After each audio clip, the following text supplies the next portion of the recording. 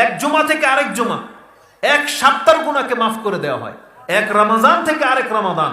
আপনি সিয়াম রাখবেন তো কালকে, আজকে চাঁদ উঠে গেছে, রমজান মাস শুরু হয়ে গেছে। আল্লাহ সুবহানাহু ওয়া তাআলার দয়া দেখেন, গত রমজানে যারা হক আদায় করেছিল, এই রমজানের চাঁদ উঠে গেলেই আপনার এক বছরের গুনাহ মাফ। কত কি করেছেন আল্লাহ সুবহানাহু ওয়া তাআলা। আল্লাহ সুবহানাহু ওয়া তাআলা ছোট ছোট ব্যবস্থা রেখেছেন জাহান্নাম থেকে মুক্ত হওয়ার, ছোট ছোট ব্যবস্থা। রাসূলুল্লাহ সাল্লাল্লাহু আলাইহি ওয়াসাল্লাম একদিন জাহান্নামের আলোচনা করছেন, তার চেহারা কালো হয়ে গেছেন, বিবর্ষ হয়ে গেছেন, তিনি বারবার মুখ ফিরিয়ে নিচ্ছেন। তারপরে বলতেছেন, তোমরা জাহান্নামের আগুন থেকে বাঁচো, তাআওয়াজু বিল্লাহি মিন নার বা মিনান নার, তোমরা জাহান্নামের আগুন থেকে আল্লাহর কাছে আশ্রয় কামনা করো।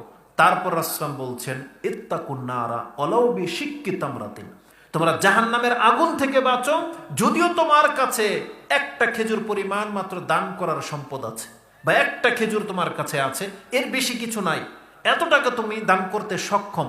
রাসূল কি বলেছেন? এতটাই দান করো, এটাই তোমাকে জাহান্নামের আগুন থেকে মুক্ত করে দিতে সক্ষম।